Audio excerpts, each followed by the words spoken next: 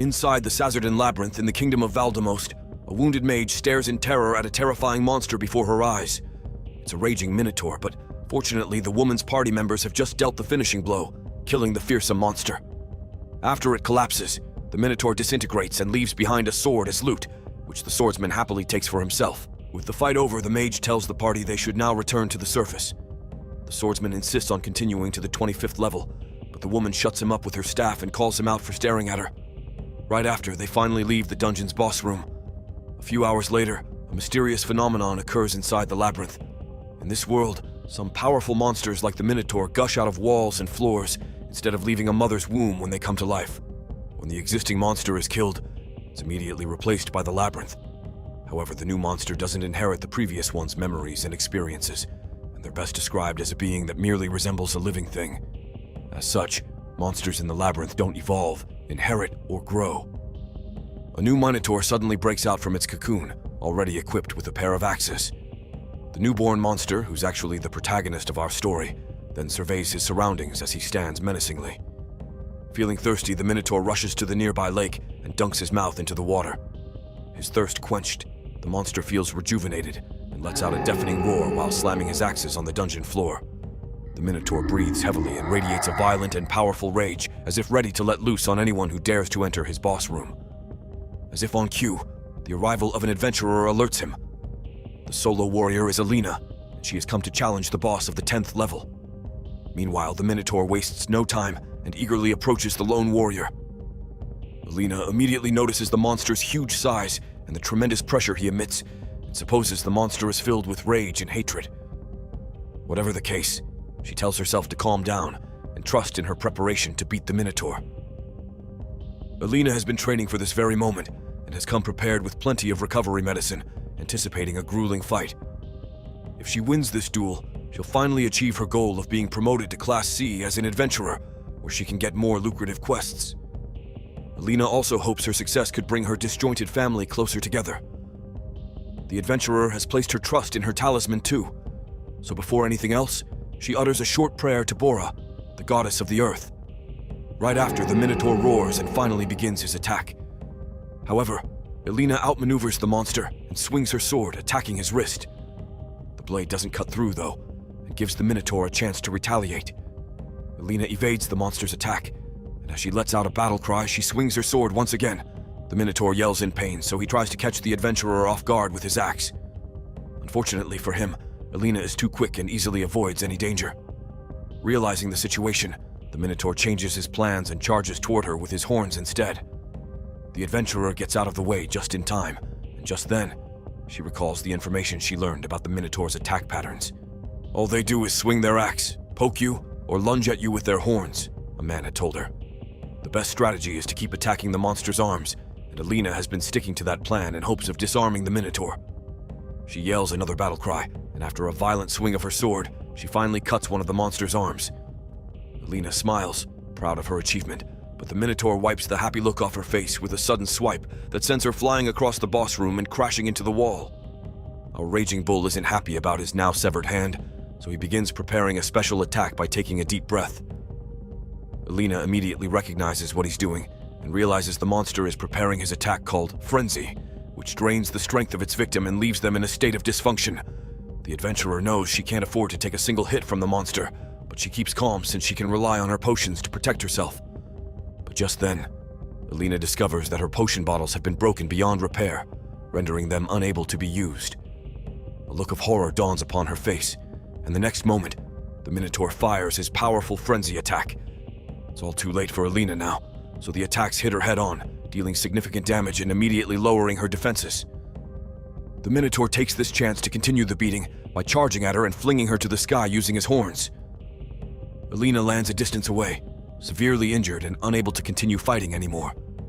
The Minotaur stares menacingly at her, as if letting her know of her approaching death. But the adventurer recalls the most important information she learned about the monster.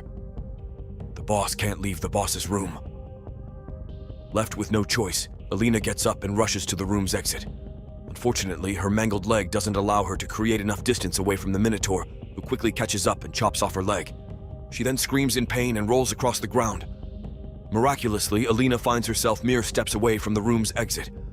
glimmer of hope flashes before her eyes, just as the Minotaur is about to attack her again.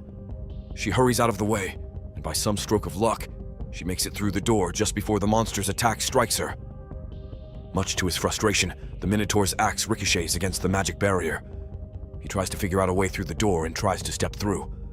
However, the magic barrier burns his foot, causing him to back away and rethink his strategy. Meanwhile, Alina rests along the dungeon hallway and applies an emergency tourniquet on her severed leg. She realizes the grim situation she's in, so she can't stop her tears from streaming down her face. However, Alina strengthens her resolve and tells herself she can't give up. She then holds on to her talisman and prays to her goddess again. "I beg you somehow, just this once, give me strength." Her talisman glows as if answering her desires, but just then a loud crackle sounds out from the magic barrier, much to her surprise. A hand breaks through, and right after, the Minotaur emerges, unfazed by the magic burns. He steps forward and eventually pulls his whole body out into the dungeon hallway, eager to grab Alina. However, the monster trips on himself, and at this point, Alina is shocked beyond disbelief by the Minotaur's abilities. "This monster is impossible to face," she thinks. Just then, the Minotaur grabs her by the neck and raises her up in the air. After a mighty roar, he mashes her onto the ground, instantly turning Alina into a mere corpse and a pile of blood. A few seconds later, her body disintegrates and leaves behind her worldly possessions for the monster to loot. The Minotaur has collapsed again due to exhaustion, but after he confirms the adventurer's death using his hand, he gets up and yells a victorious roar. Violence and fighting are the cravings of this mighty monster. Even though he's already beaten Alina, the Minotaur is eager to face another opponent since he's been born with an endless hunger to fight. That's all he's been thinking of, and his deepest wish is to be given more power. Just then, a voice from the talisman answers his prayers. "Thine wish is heard and delivered," it says. The next moment, a bright light engulfs and illuminates the Minotaur. His body breaks down like an old shell and is immediately replaced by new flesh and hair. The mysterious light is actually a blessing by God, which only humans should receive as part of God's grace. However, it appears that Alina's talisman has considered the Minotaur worthy of such blessings, so he's been granted healing and given a new and much stronger body. A loud rumble echoes across the dungeon hallway as the bright light slowly disappears, revealing the newly transformed Minotaur. Horns, hands, and mouth, every part of the monster has been remade, yet he still feels a thirst for more power. "Bring me fights! Bring me enemies! Bring me even stronger people!" the Minotaur thinks. With his transformation completed, this day marks the birth of a one-of-a-kind beast. The saying that labyrinth monsters do not evolve has been made incorrect, and the Minotaur is ready to show anyone who dares to visit his dungeon what he's truly made of. Bow down before him because the one and only King of the Labyrinth has arrived. Sometime later, the Minotaur explores the dungeon and takes down a few monsters here and there to satiate his hunger for fights. At this point, humanity still hasn't heard any news about the new menace in the labyrinth, so the Minotaur is operating without any setbacks. He feels a bit hungry now, though, so he grabs a piece of meat from one of his fresh kills. But just before he chomps down on it, the meat disappears from his hand, much to his surprise. In this world, when a person or a magical beast dies in the labyrinth, they disappear and only leave behind items and money. I bet the Minotaur wishes he knew that beforehand, since he's now starving.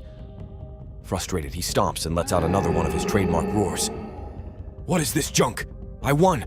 Give me the spoils of war!" he thinks. Just then, a pack of wolves appears and growls at him. They're itching for a fight, so they rush toward the Minotaur without hesitation. The Labyrinth King yells a battle cry and attacks the approaching wolves. However, the quick monsters avoid his attack and bite him from behind, taking advantage of their agility. The next moment, they turn their speed up a notch as they jump all around the dungeon hallway to deliver sudden attacks. Their strategy works and allows one of the wolves to attack the Minotaur's vital spot. However, at the last second, the Labyrinth King bites the approaching wolf, instantly killing the sneaky monster. He then grabs the wolf and violently tugs it away from his mouth, splitting the monster into two. With the head severed, the Minotaur takes a bite of the wolf's body, expecting a meal. But unfortunately, his fresh kill disappears into nothing just before he can taste anything. The king is as angry as ever, but he's also never been this exhausted. The wolves recognize the Minotaur's vulnerability, so they waste no time and launch a synchronized attack. A while later, our Minotaur heads out to explore the dungeon after reigning victorious over the wolves. But unfortunately, he suffered many wounds and scratches, making him very frustrated.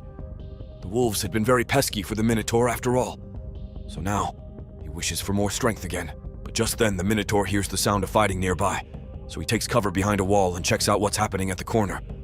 An adventurer has been trapped by two wolves, and the Minotaur realizes this is his first time seeing someone else fight. So he stays back to watch as the wolves attack the lone adventurer. The monsters land their attacks and leave no chance for the man to defend himself. Eventually, the swordsman loses his shield, allowing one wolf to bite his hand. However, during this moment, the adventurer stabs the wolf and kills the monster. The damage inflicted on the man has worn him down, though, and made his hand a bloody mess. So, when he tries to defend himself against the remaining wolf, the monster easily dodges his attack. Unexpectedly, the adventurer freezes on the spot, but to the Minotaur's surprise, the man reveals a hidden move from his bag of tricks. In a sudden motion, the swordsman uses his injured hand to grab his dagger and attack the wolf. This incapacitates the monster and allows him to deal a finishing blow. As usual, after the monster dies, it disappears and leaves behind item drops as loot. The adventurer immediately grabs some potions from the loot and downs a bottle in one go to heal his severely injured hand. In this world, healing potions are an adventurer's best friend in a dungeon. Two variants exist: red potions for body healing and recovery, and blue potions for mental boosts. He takes a break to rest and catch his breath, but just then, he notices the Minotaur staring at him. A look of horror and disbelief immediately etch upon his face, and in his mind, he wonders why a boss monster is outside the boss room. Meanwhile, the Labyrinth King continues staring him down as he slowly walks toward the man with his axe, ready to chop him down.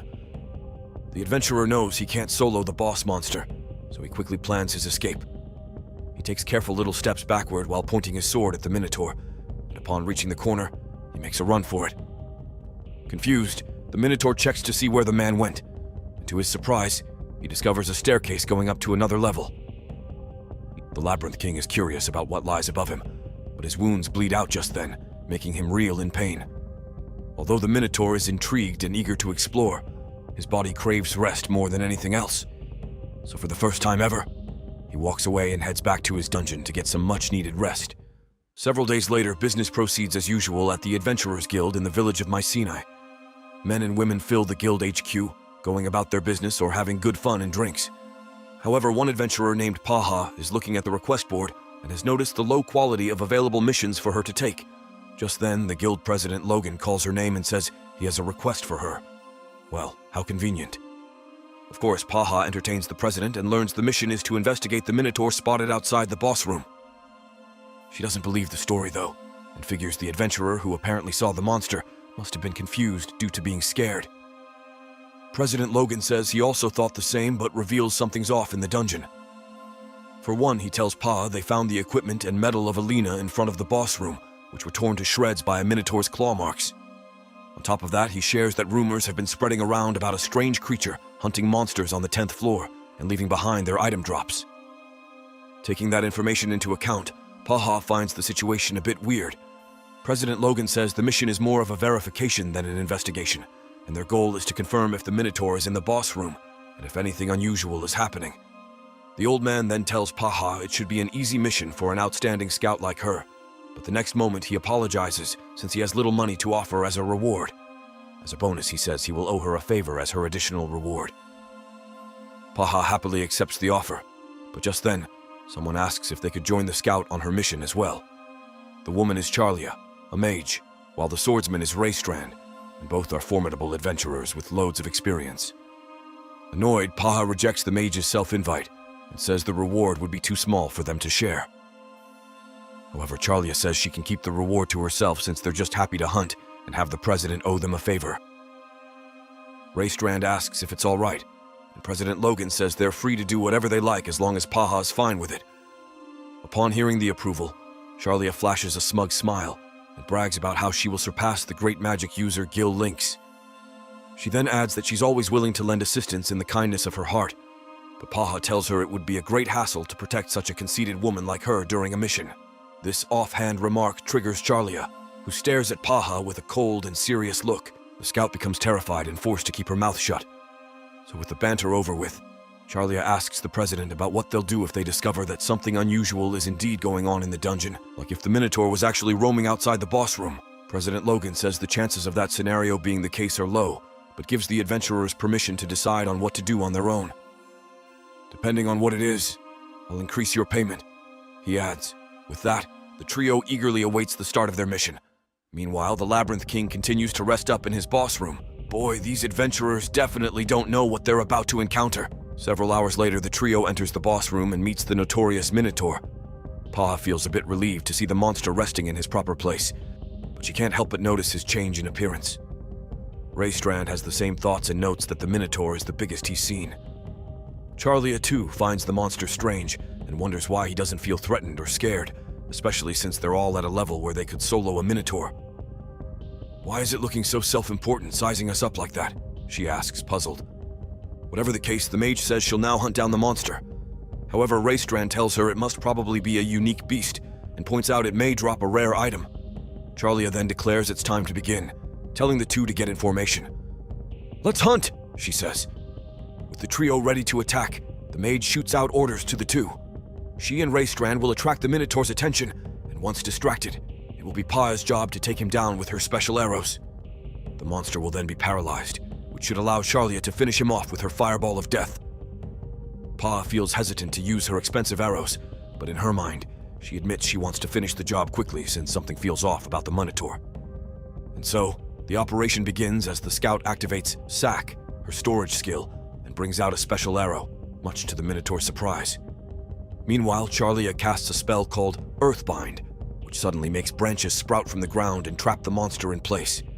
The chance to attack has presented itself, and Raystrand immediately rushes to the Minotaur and attacks with his sword. To the swordsman's surprise, his blade doesn't cut through and leaves only a superficial wound. Nonetheless, this triggers the Labyrinth King's anger, and he begins beating up the swordsman. As the two exchange blows, Charlia casts another spell called Ice Knife and shoots it toward the Minotaur. Fortunately, our king blocks the attack, but the mage has already prepared more ice knives to fire in a barrage. Meanwhile, Paha remarks that Charlia is indeed an amazing magic user.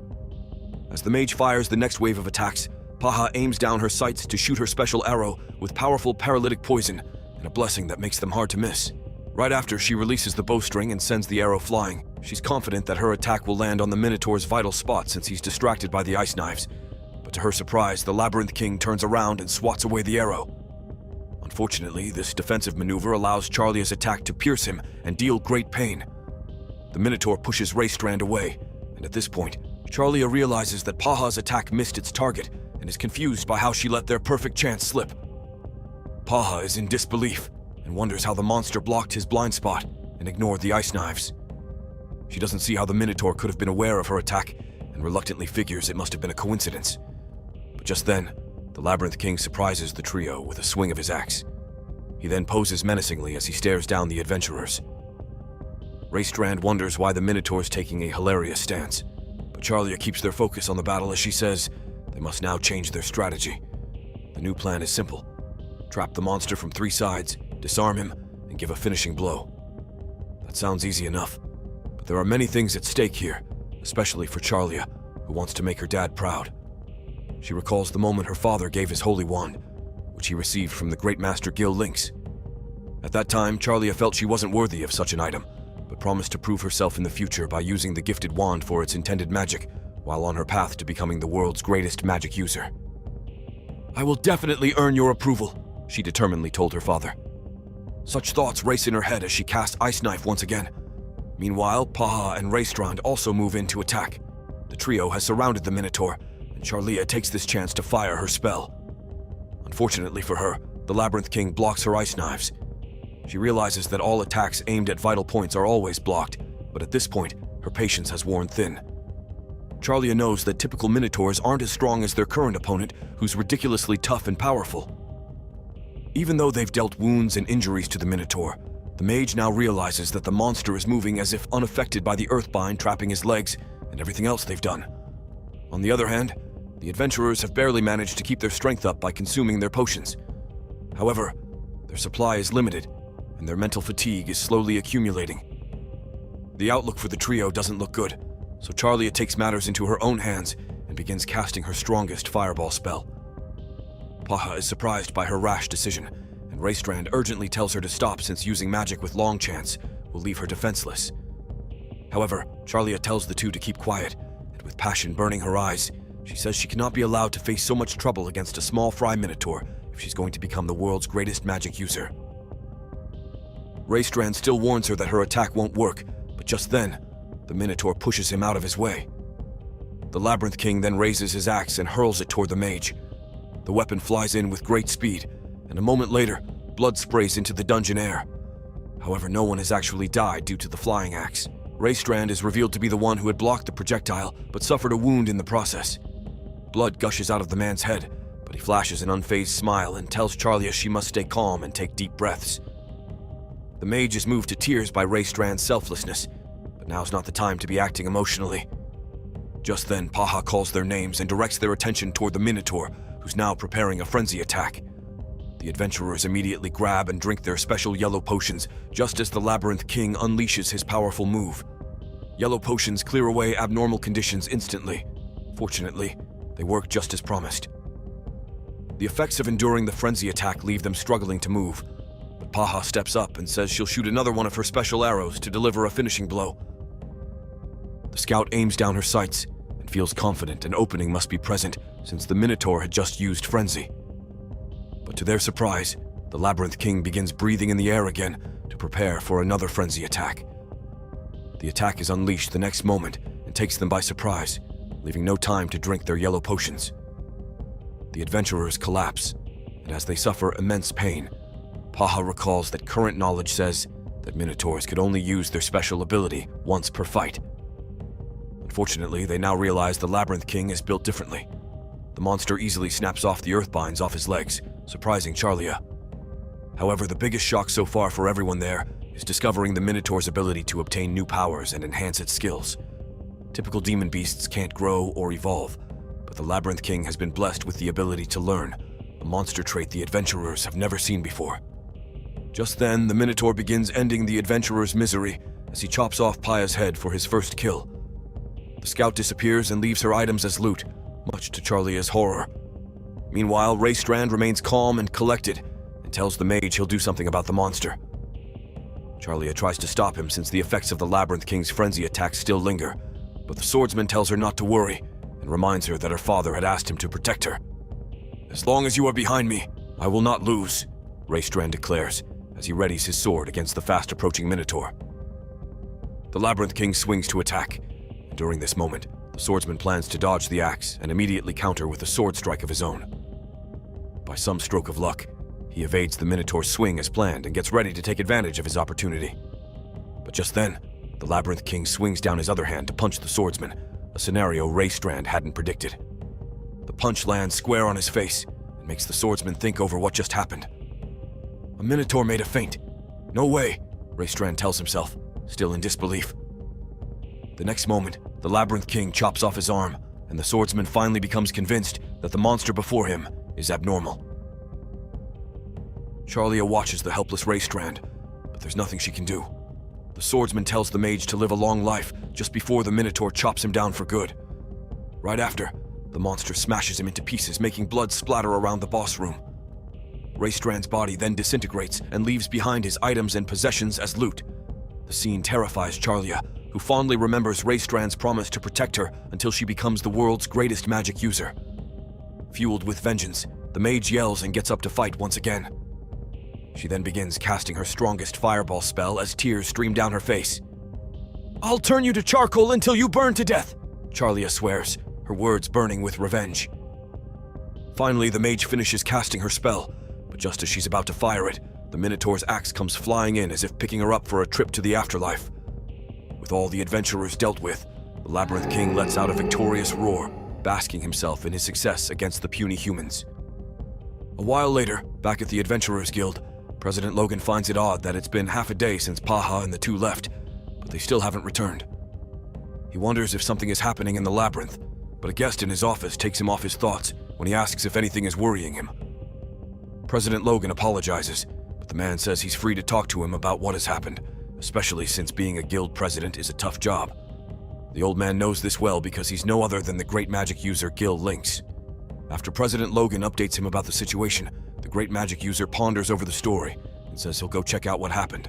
The guild president says there's no need for that, but Gil Lynx teleports out of the room regardless. "He's carefree as always," President Logan remarks. Moments later, the great magic user suddenly returns, and with a grim look, he brings out the 3 adventurers' medals and Charlia's magic staff. He then reveals that he found the items in the 10th floor's boss room, but didn't see the Minotaur inside. President Logan trembles in fear upon hearing the report, and realizes the adventurers have indeed died. But he wonders how that could have happened since they're all above C-class adventurers. In any case, Gil Link says he has to leave and visit the royal palace, but will return after taking care of his errands. Logan, it would be wise to tread on this matter carefully, he says, warning the president as he leaves the room. Meanwhile, President Logan tries to figure out what truly happened in the dungeon. Could the adventurers have ended up in a draw against the Minotaur and died afterward? Or could the Minotaur actually be so powerful beyond their current understanding? The latter is the truth, and as of now, the Labyrinth King remains roaming in the dungeon, eagerly waiting for his next strong opponent to arrive. The following day, a witness report about the Minotaur's presence on the 9th floor reaches President Logan, much to his horror. 5 adventurers had apparently run into the monster but survived the encounter. Based on their statements, the Minotaur had seen them but left them alone. The president finds the report absurd, but with 5 eyewitness accounts telling the same thing, it's more likely that the story could be true. In his office, President Logan orders Yadur, the guild manager, to alert everyone about the danger. He then ponders over the report and figures the Minotaur is no ordinary monster since he can use stairs, which only humans can do. At this rate, it's practically a monster adventurer, the president says. Right after he asks Yadur about what he thinks. The manager doesn't think much of it and supposes the abnormality could be caused by someone manipulating the monster with a controlling spell. President Logan entertains his theory, but Yadur doesn't elaborate further since he's confident the situation might resolve itself soon. The president asks why, and the manager says it's because a certain man is in the labyrinth, the Heavenly Sword, Lord Percival Merculius. Back in the Sazerdan Labyrinth, a massive rock golem towers over the legendary swordsman. The monster suddenly launches a barrage of punches, but Lord Percival dodges each attack. The rock golem then tries to stomp the tiny human, but at the last second the swordsman brings out his shield and braces to tank the attack. Surprisingly, the small shield withstands the giant golem's might. The next moment, it even fires a defensive move, causing the monster to step back and collapse. With the monster now at its most vulnerable, Lord Percival jumps toward the golem's head and aims to pierce its weak spot. The monster tries to protect itself, but the swordsman easily cuts through its rocky hand and delivers the finishing blow with a precise strike. Upon impact, the monster's weak spot breaks into pieces, making the rock golem break apart into several pieces before it disintegrates and leaves behind item drops as loot. Lord Percival stands victorious and feels content with his achievement, for he has reached and now conquered the labyrinth's 96th floor. Over 10 hours later, on the 14th floor, the swordsman rests up for a while during his journey back to the surface. At this point, it's revealed Lord Percival is the head of the Merculius house of the direct line of aristocrats. However, he rarely attends court councils and instead spends his time solo adventuring around the labyrinth while practicing his eccentric swordsmanship. The man is the youngest S-class adventurer in history, and he was nicknamed the Heavenly Sword due to his unmatched talent, which was once described by his swordmaster as heaven's gift.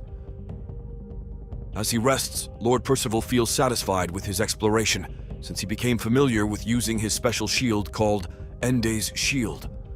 Aside from that item, he also possesses 4 other treasures handed down through the generations in the Merculius house: a Lestra's bracelet, which is capable of magic dissipation; Bolton's amulet, an item that grants invisibility; Kaldon's dagger, a unique healing item; and Rika's ring, which can be used to invocate attack magic.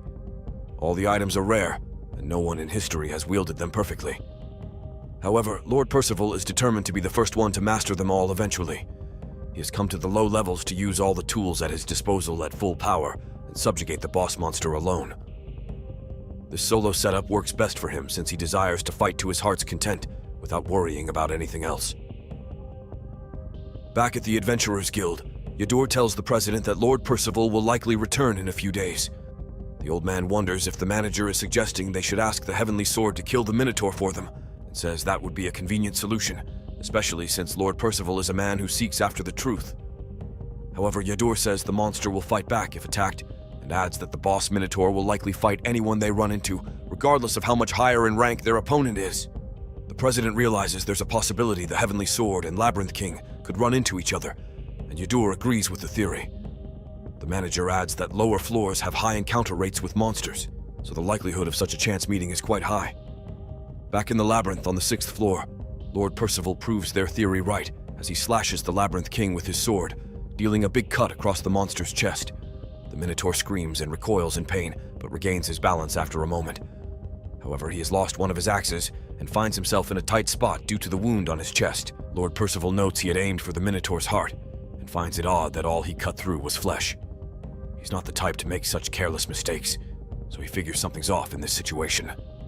To his surprise, the Labyrinth King activates Sack and retrieves a sword from his storage.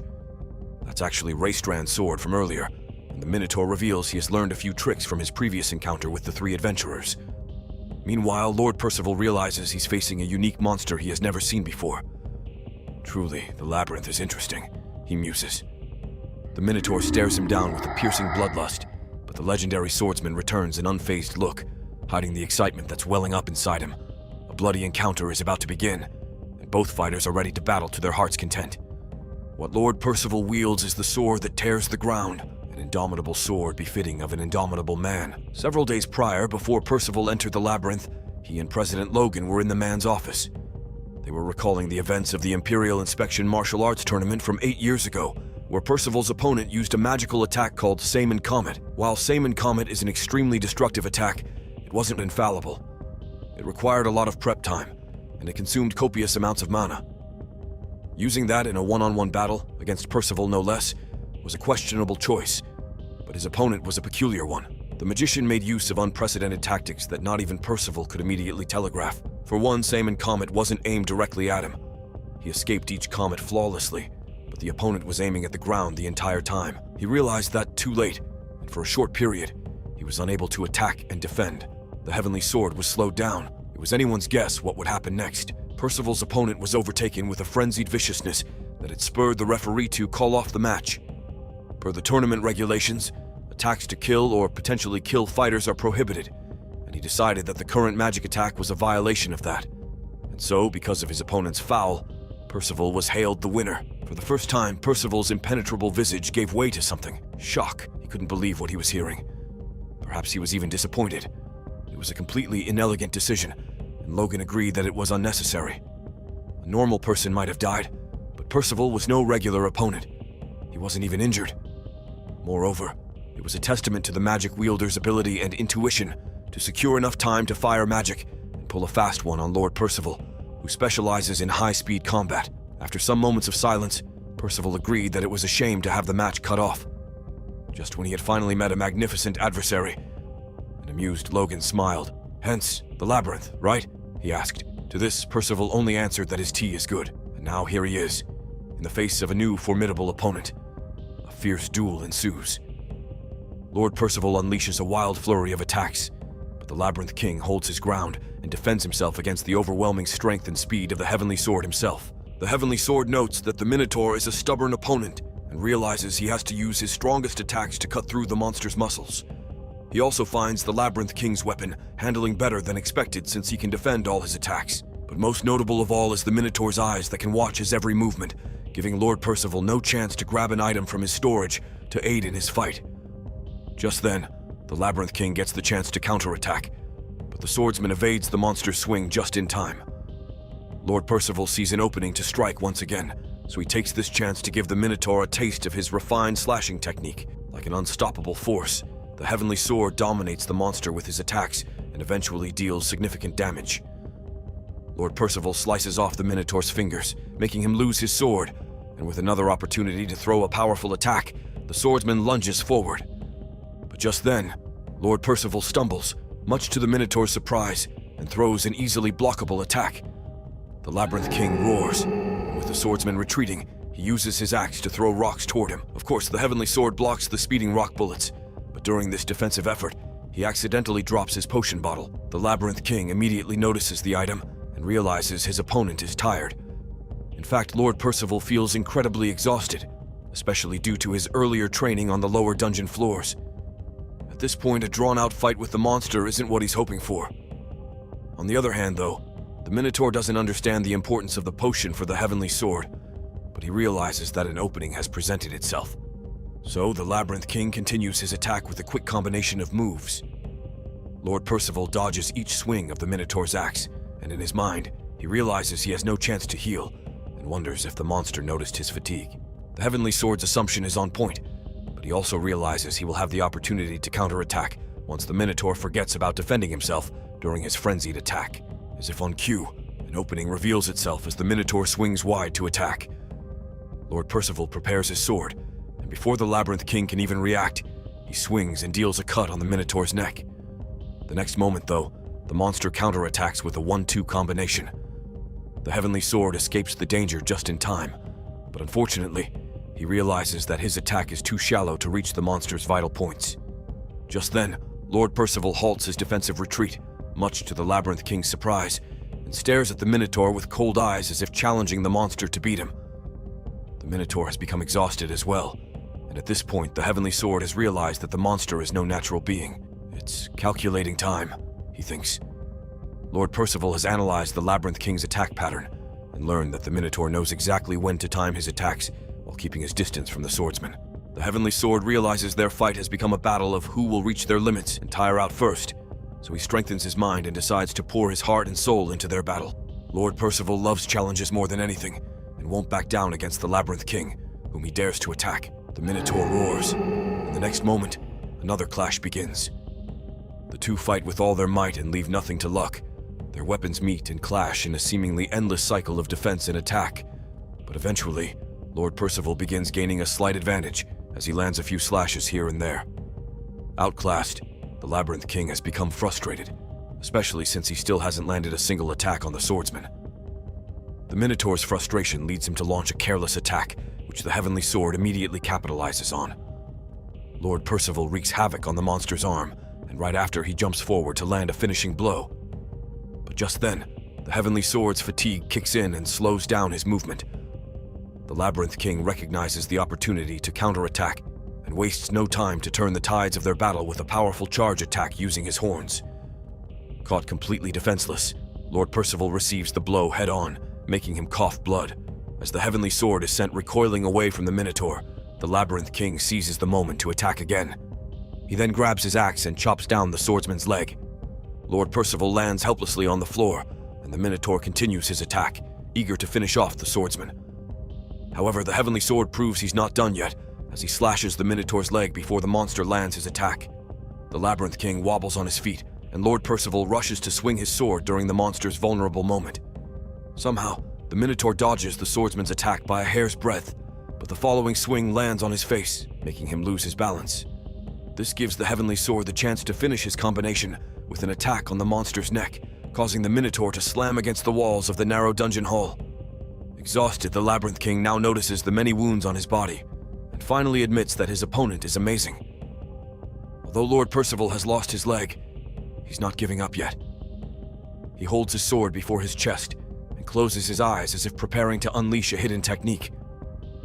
A moment passes, but nothing happens. The Labyrinth King figures he has a chance to attack, so he approaches Lord Percival. However, as the Minotaur steps near the swordsman, the Heavenly Sword's technique suddenly activates and attacks the monster with a quick slash. Blood spurts out of the Minotaur's leg, taking him aback and forcing him to retreat. Meanwhile, an arc of light shines and surrounds Lord Percival. This is his blade sphere of certain death, which will cut through anything that steps into it. As such, the Labyrinth King realizes he can't get close to the swordsman and tries to think of a different approach. After a quick think, the Minotaur decides to wait for a while since Lord Percival will die anyway due to his injuries. Besides, the Labyrinth King knows he's now at his limits, so he doesn't want to risk any more danger than necessary. If I just wait without doing anything, then victory will be mine, the Minotaur thinks as he flashes an excited smile. But just then, the Labyrinth King punches himself and calls himself an idiot for thinking of such a thing. What I seek is not victory, it is battle, he eagerly reminds himself. Right after, he stares at the Heavenly Sword with a renewed resolve, determined to have a battle to the death against his strong enemy. The Minotaur then decides he wants Lord Percival's sword more than anything else, and sits down patiently, waiting for the swordsman to pass away. Some time passes, and the Labyrinth King has become tired of waiting. He steps into Lord Percival's area, and as expected, a blade immediately appears and attacks him. Before he can even react, his leg is chopped off. But actually, this is all a part of his plan. The Minotaur swings his axe down to chop off Lord Percival, but his attack is blocked. At this point, the Labyrinth King realizes that the sword's speed has decreased, and unexpectedly, his axe snaps the Heavenly Sword's blade into pieces. Lord Percival realizes his weapon has been destroyed, and right after, the Minotaur delivers a powerful attack as he swings down his axe on the defenseless swordsman. Blood then spurts all over the dungeon hall, but the Heavenly Sword is still alive and breathing. The Labyrinth King removes his axe from the man and grabs Lord Percival's torso. With his mighty strength, he squeezes and crushes the Heavenly Sword's body. The truth is, the Minotaur still wants to keep fighting and wishes the Heavenly Sword wouldn't die yet, so that he could make him suffer more. However, Lord Percival is in no more condition to heed the call of battle, so instead of clashing with the Labyrinth King once again, he smiles at him, thanking the Minotaur for their glorious fight. After the long and drawn-out battle, the Minotaur stands victorious over Lord Percival. Right after, a bright light suddenly glows and surrounds the Labyrinth King. The monster undergoes a sudden transformation and realizes he's leveling up. His wounds have been healed. However, he feels it's a shame that his battle marks against the Heavenly Sword have disappeared. After leveling up, Lord Percival's body disappears and leaves behind the items he possessed. The pile is plenty, but the Labyrinth King only grabs a handful of loot and stores them in his storage. With that, he turns around and walks away, eager to finally get some rest. His body has healed, but the Minotaur still feels tired. Several days later, on the labyrinth's first floor, several adventurers carry various items and exit the dungeon, hoping to earn a good amount of money. Meanwhile, at the Adventurers Guild, President Logan enjoys tea with the great magic user Gil Lynx at his office. The two discuss politics and share their observations on society with each other, but eventually, their conversation lands on the topic of the recent Minotaur incident. Before divulging any information to Gil Lynx, though, President Logan says their tea has run out, and that Yadur should arrive soon to refill their drinks. As if on cue, the guild manager knocks at their door and enters the room, wearing a grave expression on his face. He has come to serve hot tea, but not the kind the president was eagerly awaiting. A few moments later, President Logan finds himself at the guild hall, standing before a massive pile of loot and looking at Lord Percival's adventurer medal. Yadur says they've confirmed the item belongs to the Heavenly Sword, but still shocked in disbelief, the president tells the manager to appraise the medal one more time. However, Gil Lynx tells the old man there's no need to do that, since the great amount of loot before them serves as enough proof to confirm the owner's identity. The great magic user then asks if the party who found the items is present in the room. A man named Moran steps forward and explains that they just found the loot and hired other passers-by to help them. Gil Lynx asks where they discovered the items, and Moran explains they saw the loot on the 6th floor near the staircase. The great magic user wonders about what Lord Percival could have been doing on such a low-level floor, and right after he notices the Heavenly Sword's boots nearby. Just then, Moran tells the president to hurry up and appraise the loot, especially since there could be many rare items. The man's eyes are on the prize, but President Logan isn't ready to deal with this situation, so he tells Yadur to take care of the matter. Of course, the guild manager accepts the task and says he will provide a copy of the appraisal results as soon as they acquire it. At the president's office, Gil Lynx tells the old man that he saw the Fool's Boots among Lord Percival's items. He then reveals those boots are a cursed item that significantly reduces one's physical ability when put on. President Logan suddenly slams his hand on his table and says no monster could kill the Heavenly Sword. Even if he was wearing the Fool's Boots, he adds. The president insists someone must have understood Lord Percival's attack patterns and somehow trapped the man. His anger can't allow him to accept such a nonsensical story, especially since the labyrinth is where the Heavenly Sword dominates with his strength. Gil, lend your power to expose this despicable trap! The president then pleads to the great magic user. However, Gil Lynx says he's not thinking straight and tells the president to calm down and think over Lord Percival's mysterious death. He then reminds the old man that a certain abnormality, the Minotaur, has been confirmed to exist in the labyrinth. Still frustrated, President Logan doubts that the Heavenly Sword was killed by a Minotaur and says such a scenario could only happen if the heavens and earth were overthrown. Gil Lynx agrees that it's an unfathomable scenario, but says this event is similar to the previous incident that happened in the labyrinth. President Logan tries to argue against that idea, but the great magic user cuts him off and tells him to focus on the abnormality in front of them, rather than worrying about the effects of what would happen if the Heavenly Sword is indeed confirmed to be dead. Between outside and inside the labyrinth, where does your main duty lie, Guild President? Gil Lynx asks. The next moment, President Logan finally calms down and tells the great magic user he's correct. He admits he has been neglecting his duty as the guild president with his reaction, but wonders if the price that others put on someone's life is merely based on the value of their corpse or that person's memories. The question is a bit philosophical, but Gil Lynx tells the old man that his distraught reaction means the heavenly sword was a precious friend to him. After another moment to think, President Logan finally says they must confront the Minotaur to eliminate the abnormality and determine if it's related to Lord Percival's death. I request of you again, please lend me your power, great magic user Gil Lynx, the president says. Sometime later, the Labyrinth King finds himself back at the 10th floor boss room, resting and recovering. But just then, a group of adventurers interrupts his sleep. A knight, a mage, and an assassin enter the boss room and approach the Minotaur, thinking their mission would be easy to get over with on their way to the 30th floor.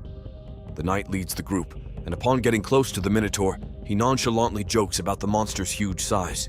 The other adventurers then say they're ready to begin their mission, so the knight prepares to swing his axe as he tells the Minotaur to drop some rare items. Unfortunately, before the knight can even land his attack, the Labyrinth King takes him out in one hit with a quick punch. Right after, he throws a sharp rock toward the mage, who instantly dies without realizing what happened. The assassin remains the last adventurer standing, and the Minotaur takes her out with little effort, reducing her to a messy pool of blood. The next moment, their corpses disappear and are replaced by their prized possessions, ready to loot for the Minotaur. Meanwhile, the Labyrinth King pays no attention to the dropped loot and yawns since he's still sleepy. He then heads to the lake nearby and drinks water to quench his thirst. As the Minotaur returns to his spot to rest again, his mind remains active due to his recent level up. His combat abilities have improved, but the best improvement of all is his rise in intelligence. The Minotaur's intelligence was especially low, but now he can understand, analyze, and memorize information, and do many things only humans can do. With his newly developed brain, the Labyrinth King reflects on his recent fight to the death against Lord Percival. The many scenes of their fight fill his mind, and the Minotaur analyzes the actions and decisions he should have made during their clash. In the end, he realizes that he won a fight that he shouldn't have been able to. The Labyrinth King shudders due to this realization, especially since it was the first time he fought to the extent that it shook his heart. A solemn look paints itself on the Minotaur's face as he recalls the beautiful arcs Lord Percival drew with his sword, which are images he never wants to forget. Sometime later, the Labyrinth King finally leaves the boss room and heads to the staircase. He realizes that the higher he goes in the dungeon, the weaker the monsters get. However, he recalls that the heavenly sword was aiming for the top, so he wants to see the place the swordsman was aiming for. The Minotaur feels that perhaps that's where he'll find what he's been searching for, even more enemies and deadly battles. Later, on the labyrinth's 7th floor, a group of adventurers hide in a corner and wonder if they've just run into the rumored Minotaur. They peek around the corner and realize they're indeed about to meet the deadly monster. Now the swordsman wonders what they should do, and the archer says she will shoot her special arrow that should fatally wound the Minotaur and give them an idea about its true strength. Without delay, the archer aims and shoots her arrow, aiming for the Labyrinth King's chest. This surprises the Minotaur, but he easily blocks the projectile using his axe. Unexpectedly, though, the arrow suddenly explodes, instantly destroying his axe and hands. Satisfied with the results of her plan, the archer figures the Minotaur is tough since he withstood the attack, but thinks they just need one more blow to beat the monster. At this point, the Labyrinth King suddenly recalls the adventurers he previously encountered using potions to regenerate lost limbs. The Minotaur then opens his storage, much to the adventurer's surprise, and grabs some bottles of potion to consume. His hands come back to life, terrifying the adventurers, who immediately decide to run for their lives. The archer cannot believe what she just saw, since the storage ability and the usage of potions are benefits that can only be received by humans. But as she just learned, that's not the case for the unique Minotaur they just encountered. Meanwhile, the Labyrinth King is also surprised by the wonderful effects of the potion he consumed. In any case, he's now healed up and ready to go, so he grabs his weapons and continues his journey to the upper floors. Back at the Adventurers Guild, President Logan goes through a list of Lord Percival's possessions and figures it would take more than a month to appraise everything. He then wonders what's happening inside the labyrinth and thinks about how they have received more reports about the Minotaur. They've confirmed that the abnormal monster can move between floors, making it somewhat of a monster adventurer, which President Logan finds absurd. However, he entertains the idea of such a monster existing, and figures the monster in this case would be able to receive benefits within the labyrinth, like using potions and sack storage. The most terrifying tidbit for the President, though, is that the abnormal monster could level up by defeating enemies and gaining experience. This would actually explain what happened to Pasha's party. But now, President Logan wonders what would actually happen if the Minotaur did kill the Heavenly Sword. The old man suddenly feels anxious. What level could the Minotaur be now? He thinks. Just then, Yadur enters the office, surprising the president, and asks if anything's wrong. President Logan explains he's just been thinking about the recent strange events, and then asks if something happened. The guild manager reveals that the Merculius family's housekeeper has arrived and would like to consult the president about a particular matter. This news surprises the old man, since they haven't yet informed the Merculius family about what happened to the Heavenly Sword, so he wonders what the housekeeper would like to talk about. Nevertheless, he orders Yadur to bring their guests to his office. A while later, a tall man named Panja Laban, accompanied by a child, introduces himself to the president. The old man returns the formal greeting and invites the two to sit and enjoy some drinks. Panja apologizes for his sudden visit, but before he reveals the matter he'd like to discuss, he introduces the kid beside him named Julius. In his mind, President Logan wonders why the man spoke formally while introducing the child, and as if on cue, Panja reveals that Julius's last name is Merculius. He's also been established as the legitimate successor of the Merculius family, and at this point, gears begin grinding in the president's mind. A moment later, he suddenly exclaims in surprise and asks if the kid is the Heavenly Sword's son, and if the man was married. Panja remains quiet, and President Logan immediately realizes his embarrassing display. He apologizes for his impoliteness, but Panja says there's no need to lower himself, especially since he was Lord Percival's mentor and supporter at the Adventurers Guild. The housekeeper then adds that they're grateful to him and the Labyrinth since they fulfilled the Heavenly Sword's wanderlust, thus allowing him to return home and spend time with his kid frequently. Panja realizes their conversation is getting sidetracked, so he finally reveals the urgent matter he has come to discuss. He activates his sack and brings out a peculiar box containing a crystal ball. Panja explains the item contains records of the Heavenly Sword's waves of life, and reveals it was Julius's daily routine to check the crystal. The other evening, the boy found the ball's flame had vanished, which was unusual. "Sir Logan, if you know anything of my lord's whereabouts, please tell me," Panja then says. With a grave look, the president says they were just about to inform them and rings a bell to summon Yadur.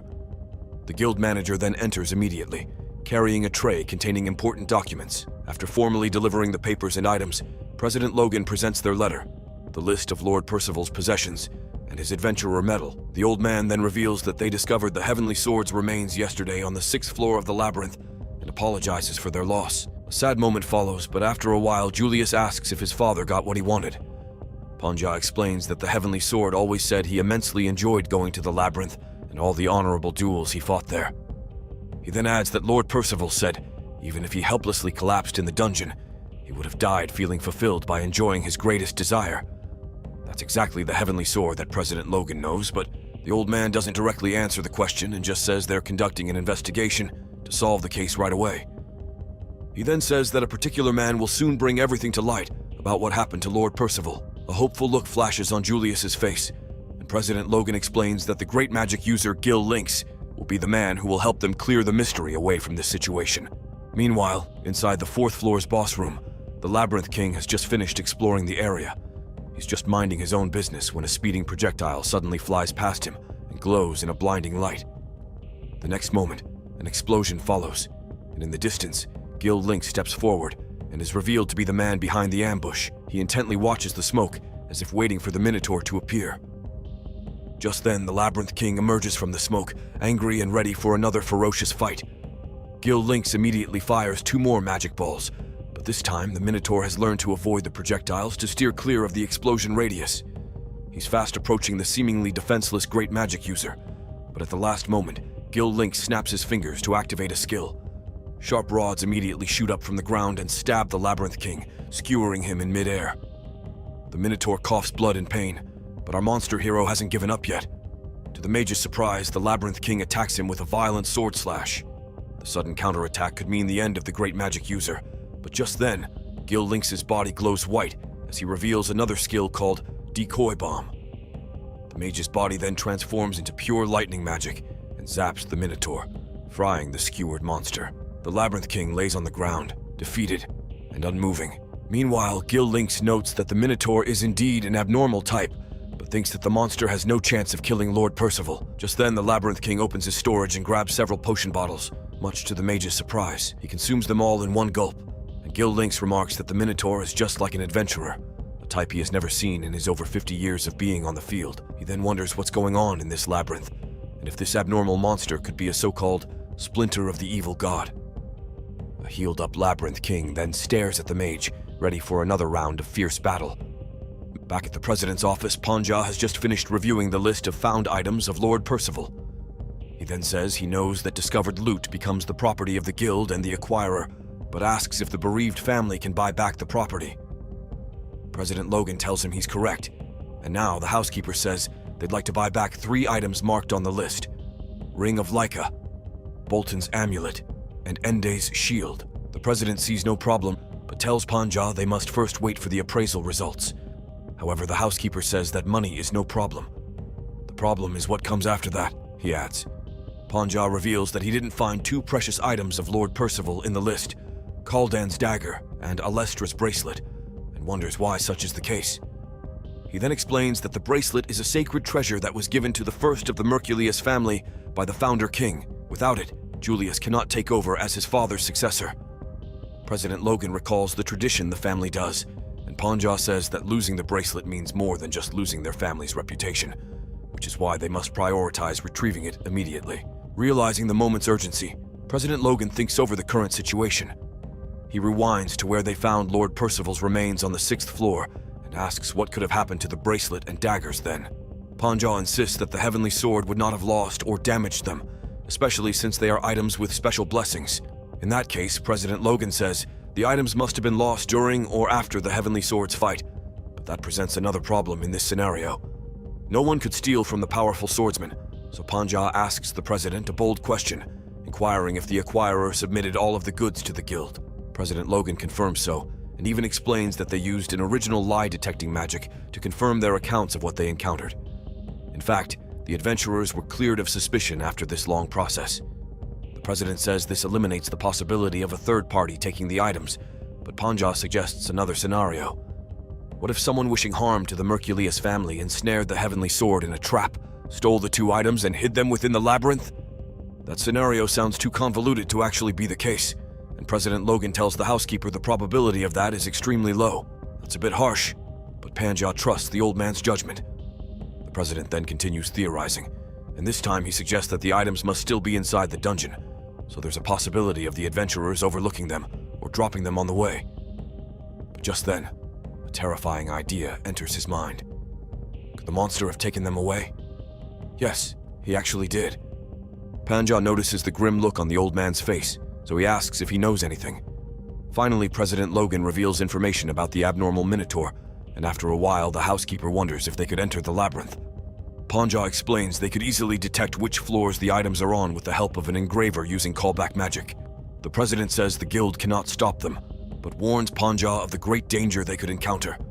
However, the housekeeper doesn't mind the risk. Regardless, though, President Logan says he will assign escorts and guides for his safety.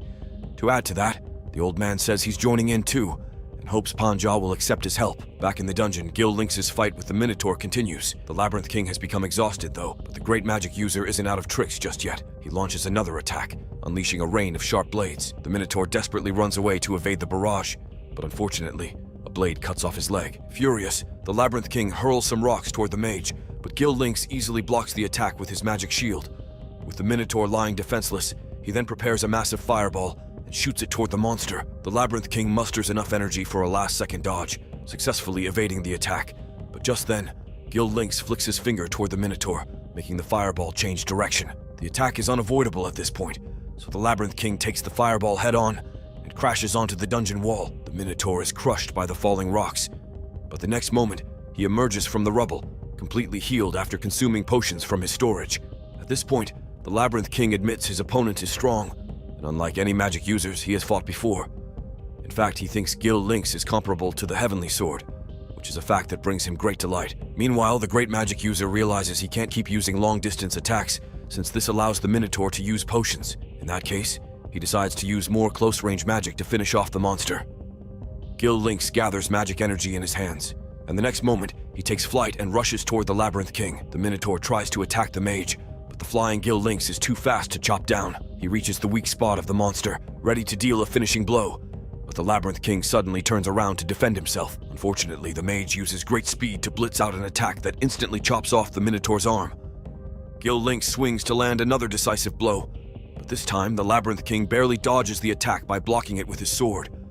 The great magic user remains relentless though, and immediately attempts another attack as he rushes to the retreating monster. Desperate, the Minotaur opens his storage, hoping to find something he can use to counter Gil Lynx's ambush. To his surprise, he finds a mysterious item and jumps up to use it immediately. The Labyrinth King swings down to punch, but the mage says it's pointless. However, just as their fists are about to meet, the magic in Gil Lynx's hand dissipates.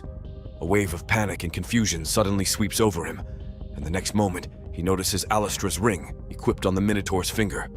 Gil Lynx recognizes the Merculius family's heirloom, and immediately recalls it has the power to nullify magic. He then realizes that Lord Percival has indeed been killed, but wonders why the ring's power is working. Back at the President's office, Panja reveals it's impossible to abuse the ring's power, since only the head of the Merculius family can use it. However, the head can deem someone else worthy to wield such power. Unfortunately for Gil Lynx, Lord Percival had found the Minotaur worthy to use the powerful ring. Now, with no magic in his way, the Labyrinth King begins smashing the mage into a bloody mess. The tide of the battle has shifted, with Gil Lynx completely immobilized. But just then, the great magic user's ring glows and shoots out a magic attack. The Minotaur dodges the laser-like magic, and finally, it looks like the mage has run out of tricks. The close call earlier has angered the Labyrinth King, so he begins another round of pounding Gil Lynx into tenderized meat in a burning rage. Eventually, the Minotaur stops and sees the mage has become unrecognizable. As he catches his breath, though, black magic suddenly emerges from Gil Lynx. The Labyrinth King senses danger and retreats to a safe distance, and there, he watches the black magic form a tower over the mage's body. Right after, the unknown substance transforms and takes on a weird monster appearance with 3 eyes staring at the Labyrinth King. Rumor has it that Gil Lynx received a body that can't die from the King of the Underworld, which could mean that their fight still has another round left to go. Our monster hero, the Labyrinth King, has undergone great changes since being born just a few days ago. He has now gained great intelligence on par with humans and obtained even greater strength after beating Lord Percival. Now Gil Lynx is proving to be his greatest challenge so far. But regardless of what other tricks the mage may have up his sleeve, I'm placing all my bets on my favorite Minotaur to win their fight. Subscribe to watch more videos like this, turn on notifications and leave a like to help the channel out. Thank you for watching.